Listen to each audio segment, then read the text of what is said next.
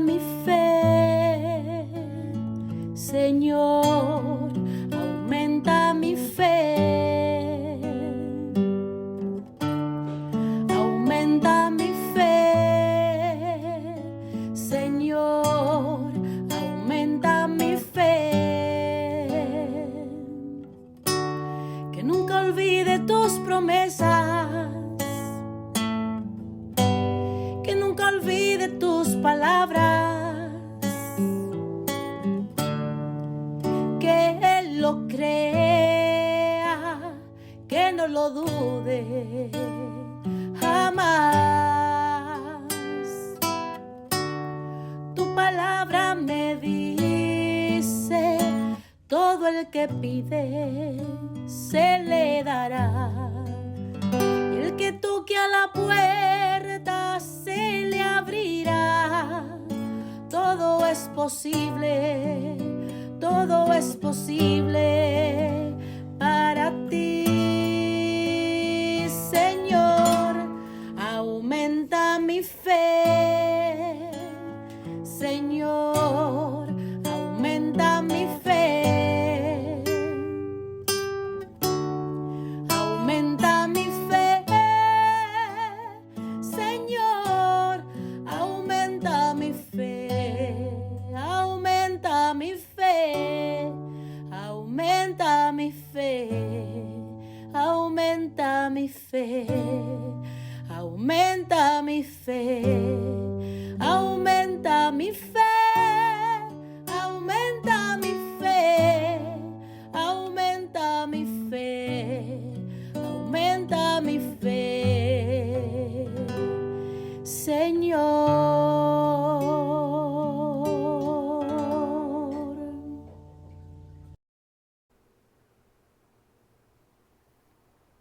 Saludos en este glorioso día y bendiciones a los radiocrientes que escuchan Jesús y María Radio, que están sedientos de la palabra de Dios. Les envía un saludo a su hermano Américo Tejada de la parroquia San Simón Stack San José, que está localizada en el Bronx y pertenece a la Arquidiócesis de Nueva York. Estamos aquí todos los lunes y los domingos de 5 a 6 p.m. hora de Nueva York.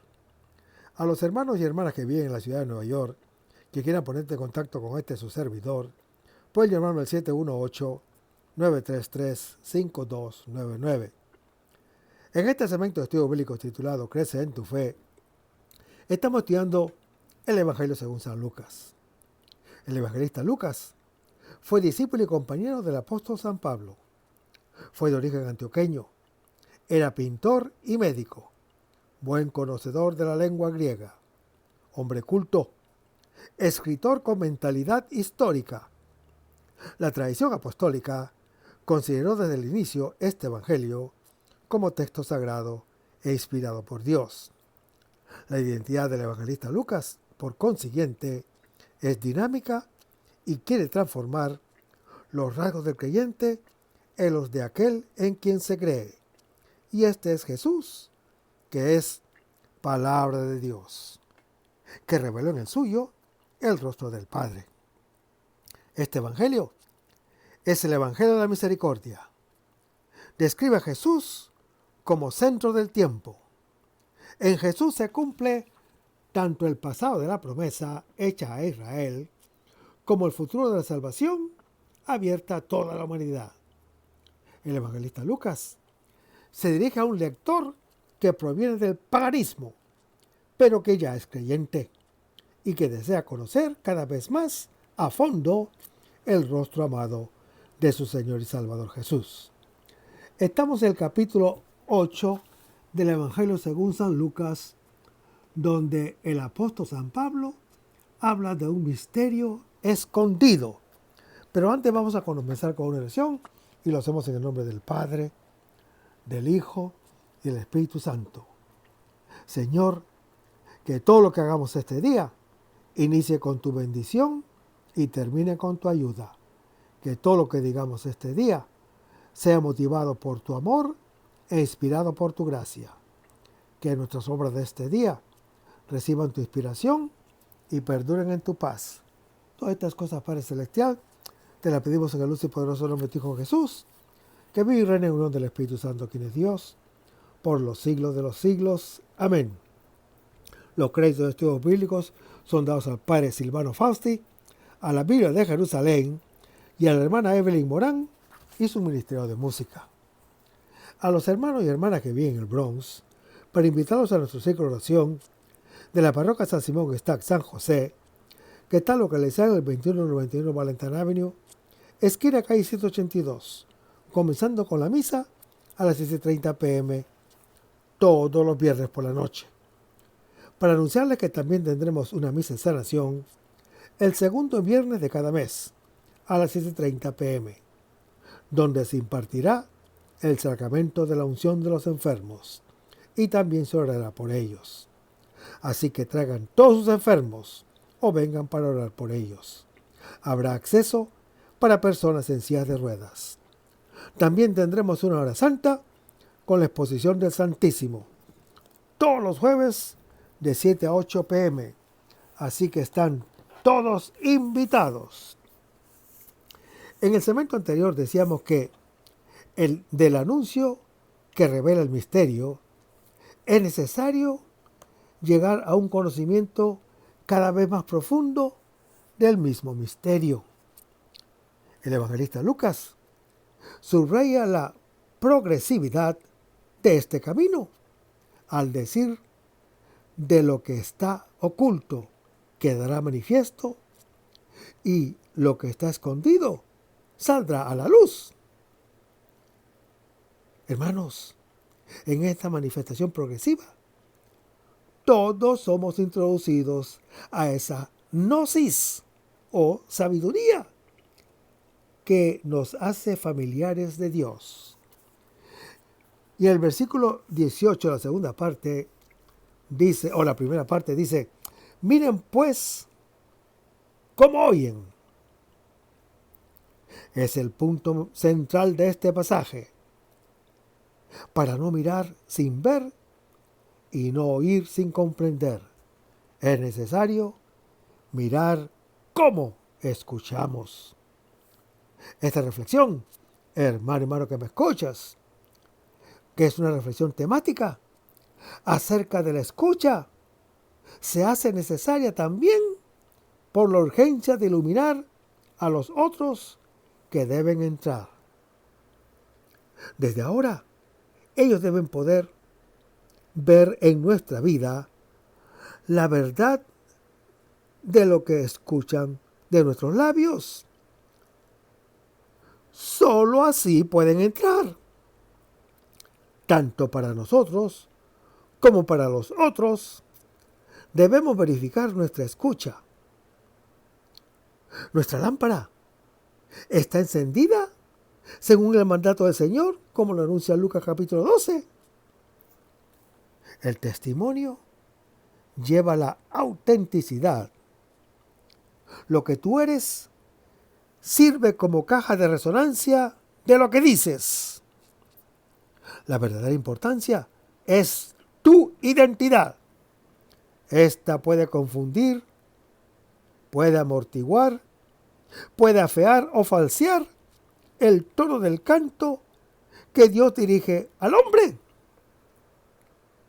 Existe una conexión estrecha entre el anuncio y la vida del que anuncia.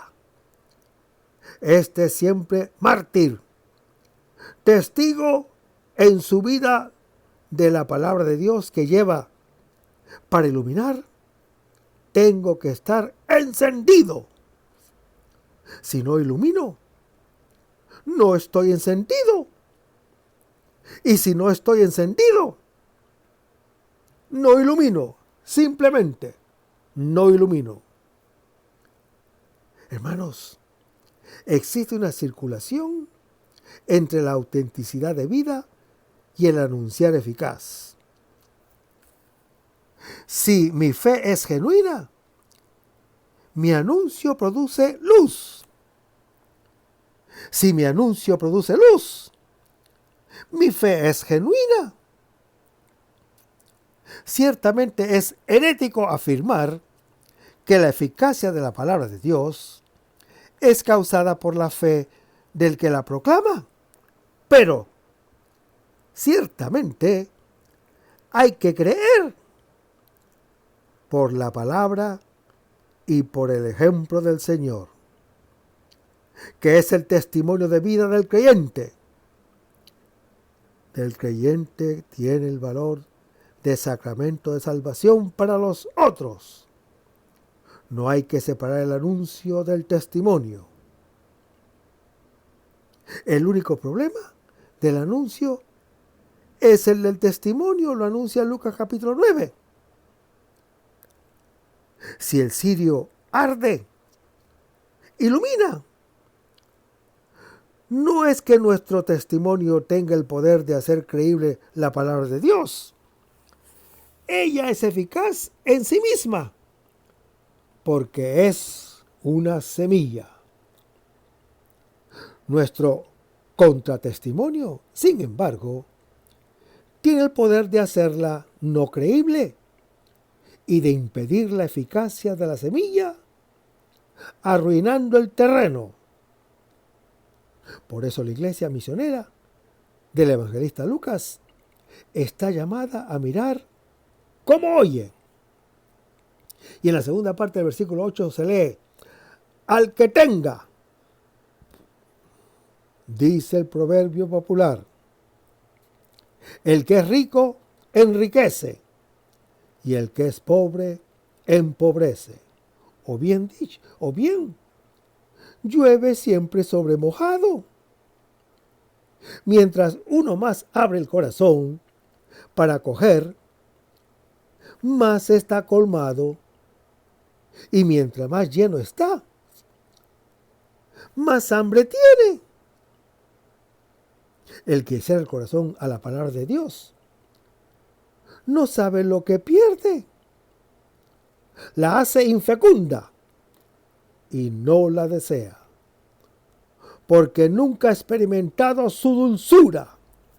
Por consiguiente, hermano que me escuchas, el evangelista Lucas, después de haber llamado la atención sobre la misión como testimonio hacia los otros, llama de nuevo la atención acerca de la propia acogida a la palabra de Dios. El acento vuelve de lo que dices a lo que eres. Y eres en la medida en que escuchas la palabra de Dios con corazón hermoso y bueno.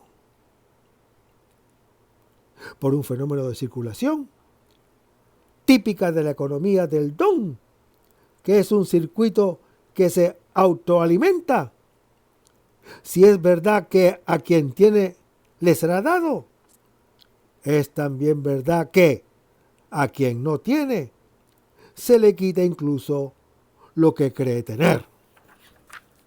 Pero vayamos a Lucas capítulo 8, versículo 19 al 21, donde se lee: se acercó a donde él, su madre y sus hermanos, pero no podían encontrarlo por causa de la multitud. Entonces le avisaron: tu madre y tus hermanos están ahí afuera. Pero él le respondió: mi madre y mis hermanos son los que escuchan la palabra de Dios y la ponen en práctica. Hermanos, se concluye el discurso sobre la escucha de la palabra de Dios, que es también palabra de misericordia. Mostrando su fruto, nos hace madre y hermanos del Señor Jesús. Los que engendran y son consanguíneos de aquel que es la misma palabra del Padre Celestial, que es también Padre Misericordioso, entramos en el número de los discípulos que conocen los misterios. Somos terreno fértil. Hermanos, la escucha nos convierte en madre y hermanos del Señor Jesús. Madre por cuanto al acoger la palabra de Dios como la acogió la Virgen María, el Espíritu Santo nos la hace concebir. Hermanos, por cuanto al ponerla en práctica, somos transformados en Él, oyente e hijo del Padre Celestial. La escucha activa nos hace entrar en el seno de la Santísima Trinidad y participar con el Señor Jesús del misterio de su relación con el Padre Celestial, como lo anuncia Lucas capítulo 10. Hermanos, la pertenencia a la familia del Señor Jesús no se basa en privilegios de sangre reservados a unos pocos. Está abierta a todos, porque se basa en la acogida de la palabra de Dios. En el Evangelio según San Marcos, capítulo 3, y en el Evangelio según San Juan, capítulo 7, la familia terrena del Señor Jesús se trae como modelo de la resistencia de la carne al Espíritu Santo. En cambio, en el evangelista Lucas, es modelo del paso de la carne al Espíritu Santo para ser buen terreno que acoge la palabra de Dios. En efecto, hermano que me escuchas, la Virgen María es prototipo del verdadero discípulo de la Iglesia. Ella es bienaventurada porque cree, como lo anuncia Lucas capítulo 1. Y su verdadera maternidad consiste en ser oyente y cumplidora de la palabra de Dios, como lo anuncia Lucas capítulo 11. Ella representa el paso pascual que el evangelista Lucas propone al lector, ya bautizado. Ya pertenece a Cristo. Es uno de los suyos para siempre. Y, como la Virgen María, desea acercarse a Él para verlo. Lo importante no es estar entre los que comen y beben en su presencia, como lo anuncia Lucas capítulo 13, sino pasar como ella de un parentesco físico a uno basado en la escucha y la práctica de la palabra de Dios. Aunque hayamos conocido a Cristo según la carne, ahora ya no lo conocemos así, sino según el Espíritu Santo, como lo anuncia el apóstol Pablo en su segunda epístola a los Corintios, capítulo 5. 3 veces, una en cada versículo, se nombra la madre de los hermanos, indicados como los suyos por el cronista. Los suyos, o los tuyos, se puede decir también, dicen los interlocutores anónimos. Los míos, lo dice el Señor Jesús. Claramente el problema es de esta maternidad, fraternidad, basada en la escucha fecunda de la palabra de Dios. El apóstol San Mateo se dirige a una comunidad de origen judío, atenta a la escucha, pero poco a la práctica. Por eso insiste más en la práctica. En cambio, el evangelista Lucas insiste en ambas, pero acentúa la escucha, porque tiene ante sí una comunidad a la cual la escucha es menos familiar, por su origen pagano. Es allí donde se comprende y se concibe quién habla en su palabra. Y el versículo 19 se lee: se acercó a donde él, su madre. A diferencia del evangelista Marcos, en su capítulo 3, la visita no tiene un motivo negativo. Hacerse cargo de él porque está fuera de sí. Del texto se puede deducir que la visita tiene un motivo positivo: el deseo de encontrarse con él para verlo.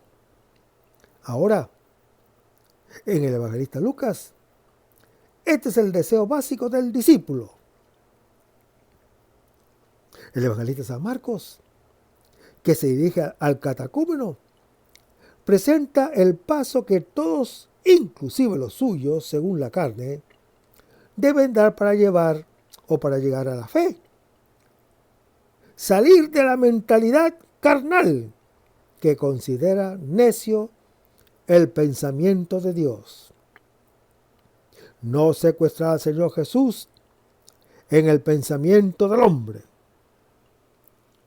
Hermanos, el evangelista Lucas, que se dirige al bautizado, invita al paso de una fe imperfecta a un parentesco cada vez más auténtico con el Señor Jesús, con el deseo de encontrarse con Él y verlo. Ese deseo, hermano que me escuchas, quedará satisfecho en una comprensión cada vez más profunda y activa de su palabra de misericordia. Seguimos leyendo el versículo. No podían encontrarlo. Hermanos, sus parientes se acercan a él, pero para encontrarlo no basta ser de los suyos. Aquí se dice el motivo por el cual no se encuentran con él. Entre él y los suyos está de por medio la gente. Es la muchedumbre de los extraños con respecto a los suyos, los cuales en realidad resulta que son los verdaderos extraños, porque están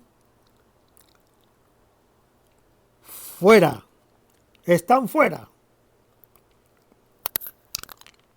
En cambio, la gente, aunque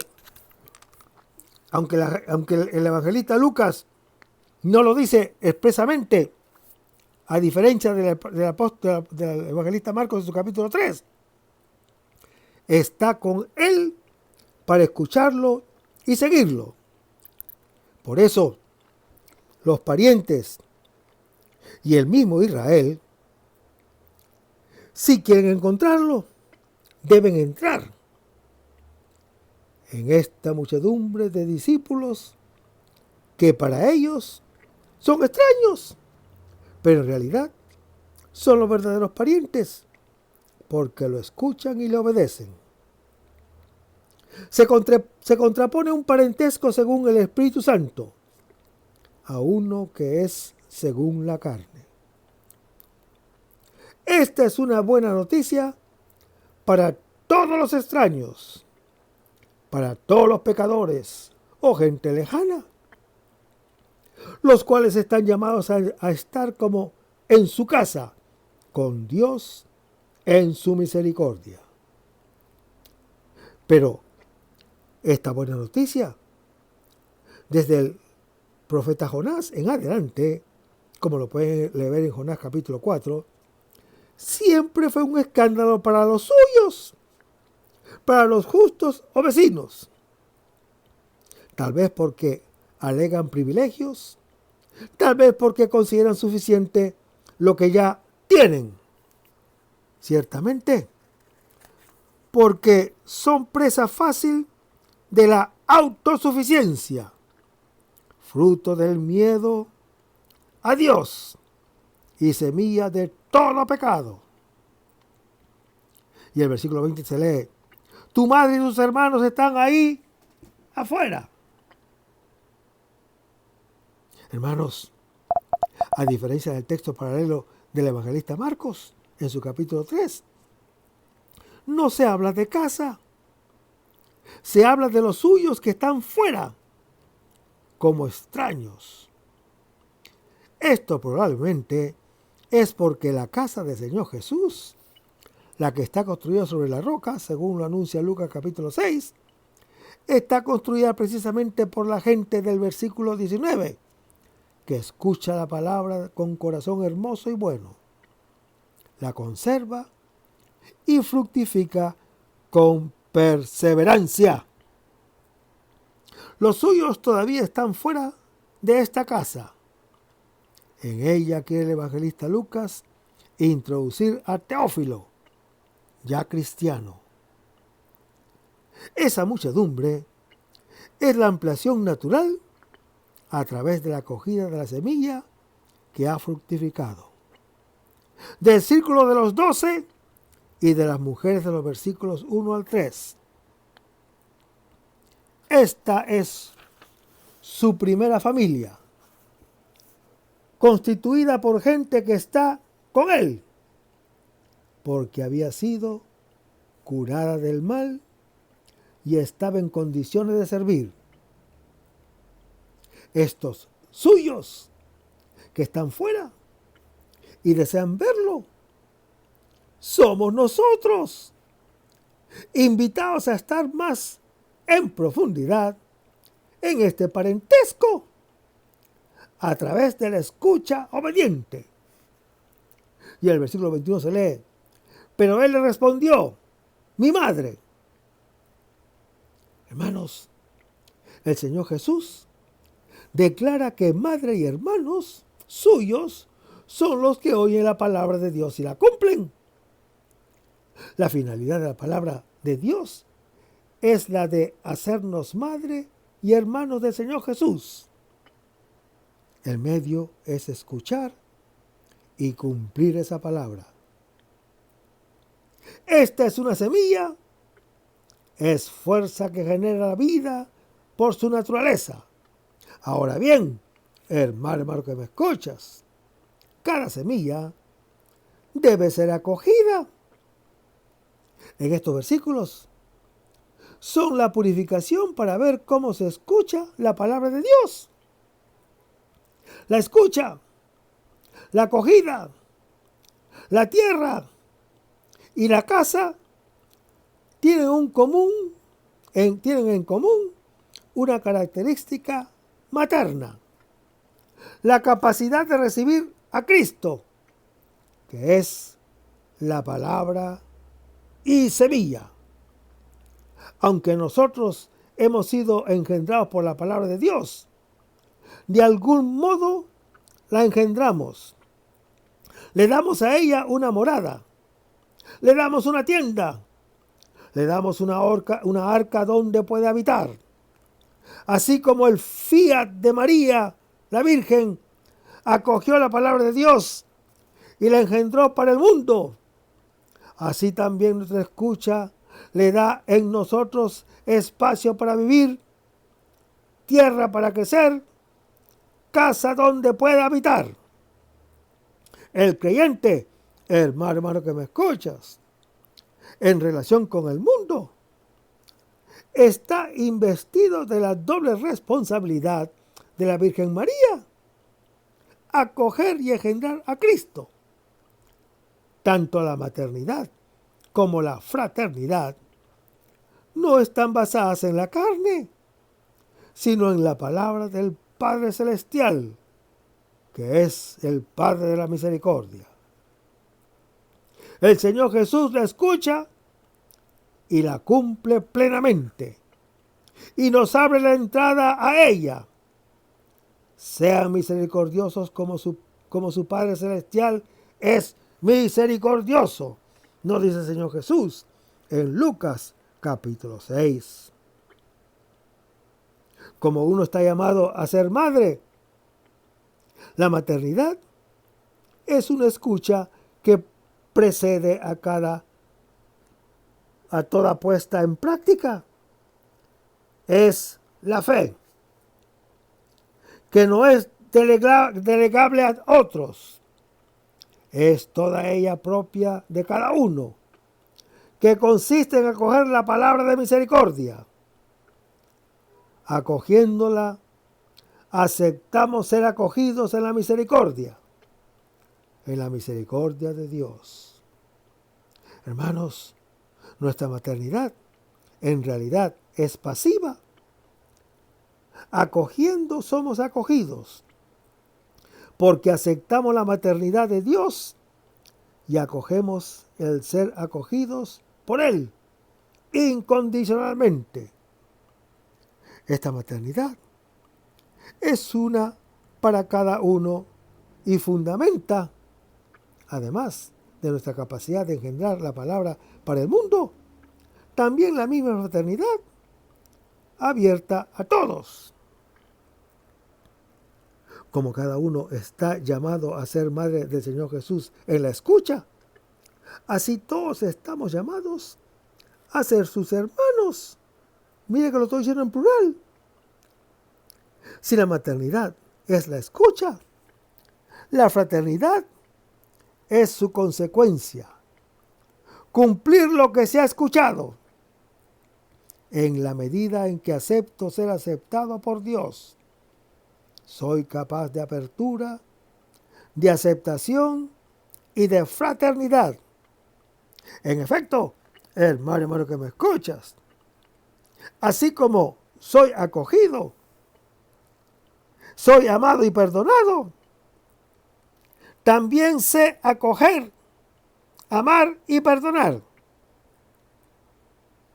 En todas las cartas del Nuevo Testamento, después de una parte dogmática en la que se trata temas de fe, que es también que se introduce por la escucha, sigue una segunda parte pastoral que exhorta a la práctica.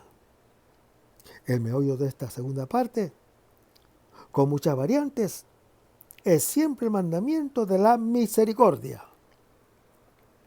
El discernimiento de la escucha a través de las obras de la misericordia y de las obras mediante la fe es el tema de la primera carta del apóstol San Juan. Resumiendo, hermano que me escuchas, la maternidad es individual porque cada uno debe acoger la palabra de Dios. Nos sucede la paradoja de la Virgen María. Engendramos al que nos ha engendrado. Acogemos al que nos ha acogido. En cambio, la fraternidad es múltiple, porque la escucha de la única palabra de Dios, que es la palabra de misericordia, nos hace a todos hijos del Altísimo, como lo anuncia Lucas capítulo 6. Que somos hermanos del Hijo de Dios y somos hermanos entre uno y los otros. La paternidad no es mencionada porque es única. Lo anuncia Mateo capítulo 23, Efesios capítulo 3. Y es la misma paternidad de Dios con sus entrañas de misericordia, que nos acogen en el Hijo único de Dios, que es su palabra, que a todos nos hace hermanos. A través del Señor Jesús, somos introducidos en el conocimiento de los misterios del reino de Dios, en el amor recíproco del Padre y del Hijo, que el Hijo de Dios ha venido a abrirnos. Lo anuncia Lucas capítulo 10. Hermanos, la escucha del amor imposible del Padre es la fuente del amor fraterno imposible.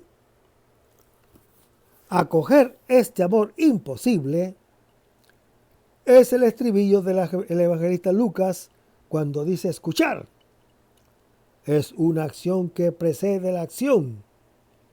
Hacer o cumplir. Por consiguiente, no hay lugar de moralismo. Por otra parte, cumplir la palabra de Dios es la verificación de la realización de la acción de escuchar la palabra de Dios. Por consiguiente, no hay lugar para el espiritualismo. Donde falta la puesta en práctica, se remite a la escucha. Miren cómo oyen. Existe para el evangelista Lucas que, sin embargo, es tan católico, una prioridad necesaria de la escucha sobre la acción de cumplir. En el versículo 18, es el centro de todo el capítulo y resuena como eco de grito continuo del Señor Jesús en la historia, cuando dice, el que tenga oídos para oír, que oiga. Tal vez es útil aquí recordar a la Virgen María como modelo que el evangelista Lucas ofrece a cada uno y a toda la iglesia para acoger y responder a la palabra de Dios. En ella encontramos las diferentes etapas a recorrer.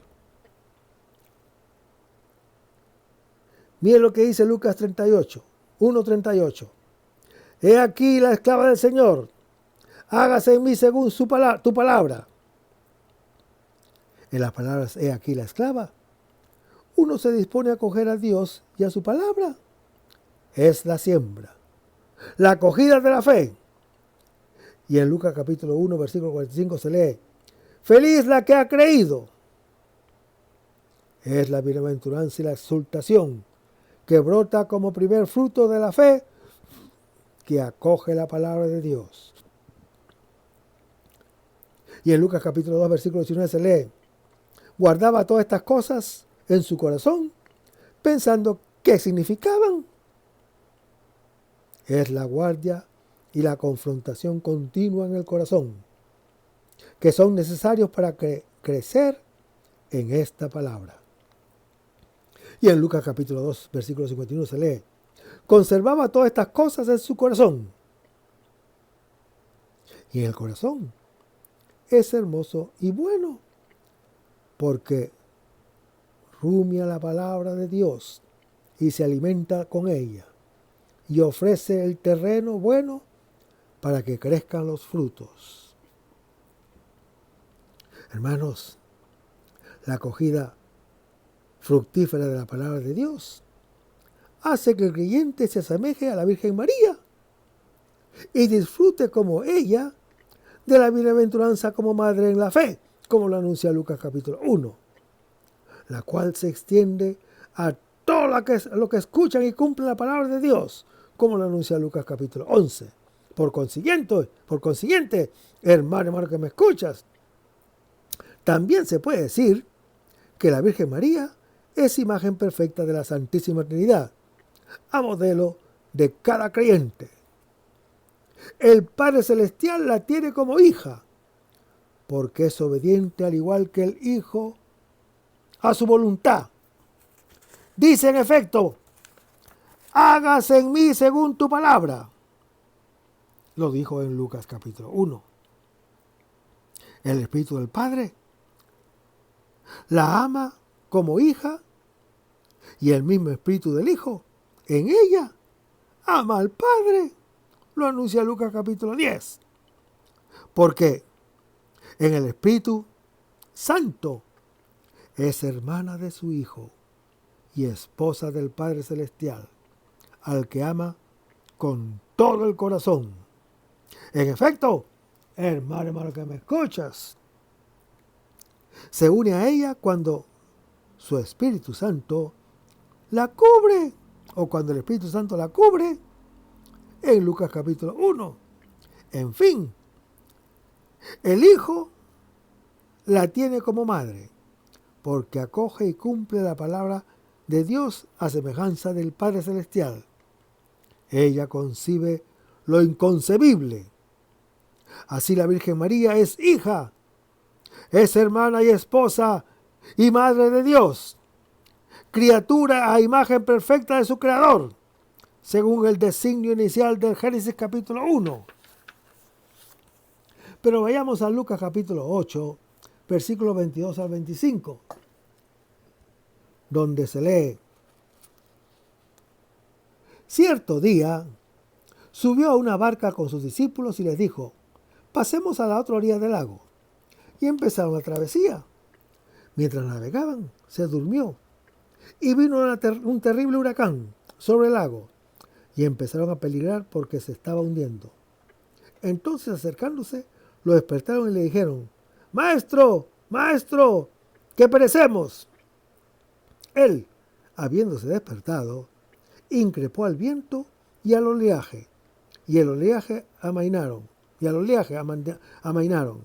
y sobrevino la bonanza.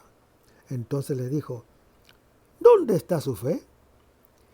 Ellos se llenaron de temor y admiración y se decían unos a otros: ¿quién es este que hasta los vientos y el agua da órdenes y ellos le obedecen? Hermanos, aquí se presenta de nuevo la pregunta malintencionada ya citada en Lucas capítulo 5 y con sorpresa en Lucas capítulo 7, donde se lee: ¿quién es este? Antes de dar la respuesta directa, se da la indirecta a través de lo que hace el Señor Jesús. Él domina sobre el cielo y el mar, sobre el mal, sobre la enfermedad y sobre la muerte. Y luego envía a los 12 a convocar al pueblo en el desierto, donde se alimentará con el verdadero maná. El que no perece es el maná que no perece. De este modo, el evangelista Lucas prepara el marco adecuado para reconocer en el revelador y obrador de misericordia el mismo rostro de Dios de la creación y del éxodo. Antes de tomar esta pregunta, o de retomar esta pregunta, que es el fundamental en el Evangelio según San Lucas, el evangelista ha pedido una verificación atenta sobre la escucha. Los misterios del reino están constituidos por lo que el Señor Jesucristo, Mesías y Señor, realiza en favor de los creyentes. Sus palabras y sus actos de misericordia que revelan el amor del Padre Celestial. El que le obedece a Él, que es el obediente y por consiguiente Hijo del Altísimo, entra en su misterio y encuentra la respuesta a la pregunta: ¿quién es este? Hermanos, Él, el oyente perfecto, si es escuchado, responde introduciéndonos en el misterio de su familia, así como Él está junto al Padre Celestial por su obediencia. El primer esbozo de respuesta está en Lucas capítulo 7, donde Él se muestra como el esperado del Antiguo Testamento. Ahora el evangelista Lucas introduce un nivel de conocimiento más profundo. Si a Él le dan oídos el cielo y el mar, el mal, la enfermedad y la muerte. Si Él congrega al pueblo en el desierto y lo alimenta, la pregunta acerca de su identidad encuentra una respuesta sorprendente. Él es el Hijo de Dios, el oyente perfecto que pide ser escuchado y de quien el Padre Celestial dirá que hay que escucharlo en Lucas capítulo 9. En Él se hace visible aquel que en el primer éxodo era solamente la voz. La palabra se hizo carne y la voz ha encontrado un rostro. La sección que se abre aquí, en Lucas capítulo 8, es un anticipio escatológico. El escenario de este relato es el mar, cargado de alusiones desde el Génesis hasta el Éxodo, desde la victoria sobre el mal del no ser hasta la victoria sobre el mal de haber fracasado. Es el centro en el centro está la persona del Señor Jesús, con su palabra y su mano. Él se revela a través del velo tenue de estas acciones misteriosas que abren la respuesta a quienes realizan la experiencia. ¿Quién es este a cuya palabra obedecen el cielo y el abismo y la superficie del mar que los une, sino el mismo Creador del cual se habla en el Génesis capítulo 1 y 2. ¿Quién es este que con su palabra precipita hacia abajo y sumerge a aquel que antes estaba en lo alto y oprimía? Sino el libertador del Éxodo. ¿Quién es este a cuyo toque quedan vencidas la enfermedad y la muerte? Sino la palabra creadora y liberadora, que se hizo carne para ser tocada por nosotros y para hacernos criaturas nuevas, criaturas libres del mal y de la muerte. ¿Quién es este que reúne en el desierto y alimenta por el camino que lleva a la tierra prometida? Según lo anuncia Lucas en su capítulo 9. ¿Quién es este?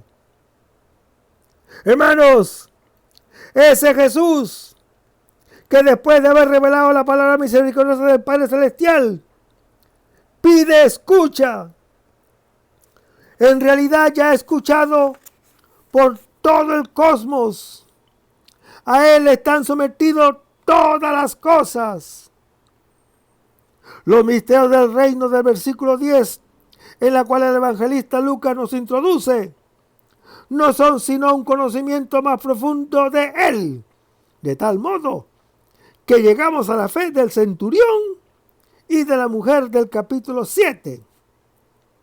También nosotros, que no lo hemos visto, podemos experimentar la fuerza de su palabra en su ausencia, como lo anuncia Lucas capítulo 7, y amarlo con todo el corazón. Hermanos, la fe que salva es precisamente lo que el centurión dice del Señor Jesús y lo que la mujer hace por él. Lo afirma el propio o el mismo Señor Jesús. Aquí, en cambio, reprende a los discípulos porque no tienen esa fe. Los lectores del evangelista Lucas están invitados con los discípulos a fiarse de la palabra de Dios, aunque Él esté dormido o esté ausente, y a amarlo con todo el corazón. En efecto, hermano que me escuchas, pueden amarlo aunque no lo hayan visto, como lo anuncia 1 Pedro capítulo 1. Así como se puede experimentar la eficacia de su palabra, incluso con solo haber oído hablar de Él. El evangelista Lucas, como verdadero iconógrafo de línea en el Señor Jesús, el rostro del oyente perfecto, de tal modo que nosotros podemos escucharlo también y ver su rostro reflejado en el nuestro. El relato forma una unidad con el siguiente, delimitado por dos subidas a la barca. El Señor Jesús, que duerme y se despierta, pasa de la muerte a la vida, pone orden en el cielo y en el abismo, y vence el desorden incluso en las partes más lejanas sobre la otra orilla del lago, en una zona pagana. Pero antes vence el mal de los discípulos y aplaca la angustia y el sentido de perdición que llena la barca, que es figura de la iglesia. Su llegada a la otra orilla obra la salvación entre los paganos y despierta el deseo de estar con Él, que es transformado de inmediato en misión de testimonio. Hermanos, el sueño del Señor Jesús en medio del mar y el temor de los suyos es transitorio, como su ausencia y la angustia de los padres cuando se detuvo para la primera Pascua en Jerusalén, como está en Lucas capítulo 2. como su morada en los infiernos y el aturdimiento de los discípulos en los 3 días de la última Pascua. Su despertar es su victoria. De aquí la necesidad de su sueño, incomprensible como su resistencia en Jerusalén, misteriosa como una permanencia a merced del mal y de la muerte.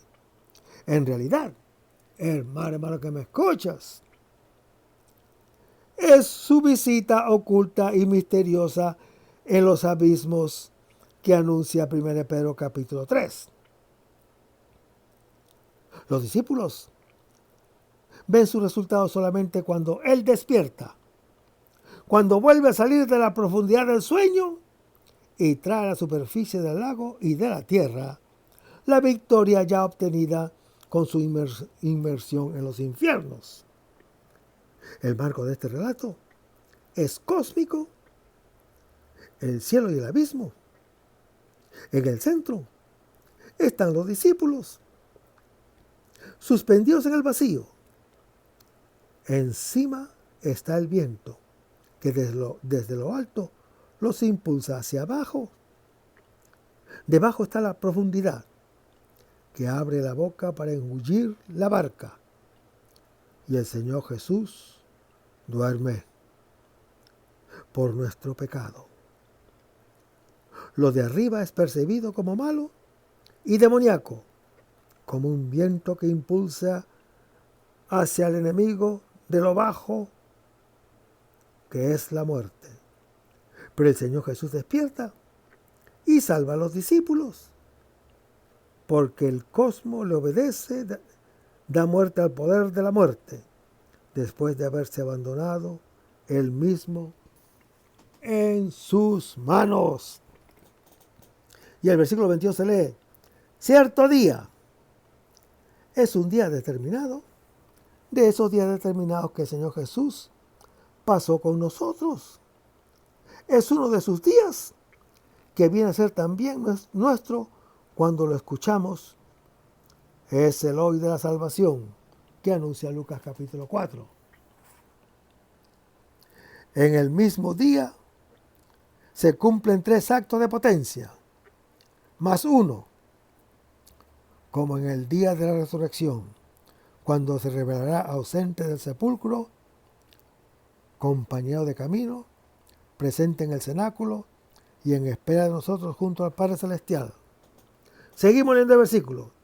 Subió a una barca. Es Él quien toma la iniciativa. La casa de la escena anterior es sustituida por la barca, una casa fluctuante sobre el mar. La casa antigua fue destruida por el diluvio, anegada en la desobediencia. La nueva es la barca, prefigurada en el arca de Noé. Es una casa de obediencia, salvada por misericordia de las aguas de la desobediencia. Noé, figura de Cristo, es el primero que entra en ella. Los otros que entran tras él encuentran la salvación. Esta barca es de madera, como la cruz, lugar del sueño de Cristo obediente.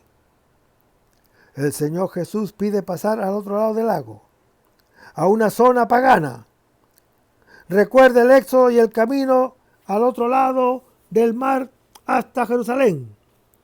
Y al mismo tiempo, la misión de la iglesia, que consiste en ir fuera de Jerusalén para llevar al éxodo a todas las gentes.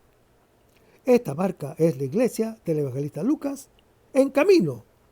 Ella es víctima de temores e incertidumbres al llevar adelante la misión de su Señor, que es la de llevar la salvación a todas las gentes, hasta los últimos confines de la tierra.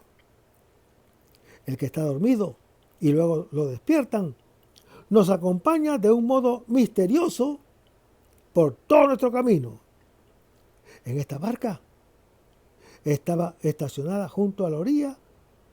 El Señor Jesús, con su palabra, la hace soltar. Y esto pasa en Lucas capítulo 5. Desde allí, instruye y luego hace bogar mar adentro para asociarla a su pesca de salvación. Ahora, después de la verificación de la escucha, ella está en condición de llegar al otro lado de la orilla. Y el resto, hermano que me escuchas, lo vamos a ver en el próximo segmento. Manténganse en sintonía. Vamos a pedirnos con una oración y lo hacemos en el nombre del Padre, del Hijo y del Espíritu Santo. Señor Jesús, ayúdanos a conservar el fervor espiritual, la dulce y confortable alegría de evangelizar, incluso cuando hay que sembrar entre lágrimas, como Juan el Bautista, como lo hicieron los apóstoles Pedro y Pablo, y los otros apóstoles, y también esa gran multitud de evangelizadores que se han sucedido a lo largo de la historia de la Iglesia Católica, con un ímpetu interior que nada ni nadie sea capaz de extinguir. Señor Jesús, que es esta la mayor alegría de nuestras vidas entregadas al Evangelio. Y ojalá que el mundo actual pueda así recibir la buena nueva de tu Evangelio, porque tenemos la tarea de anunciar el reino de Dios y de implantar tu iglesia en este mundo que todavía no te conocen. Toda esta cosa, Padre Celestial, te la pedimos en el luz y poderoso nombre de tu Jesús, que vive y reina en unión del Espíritu Santo, quien es.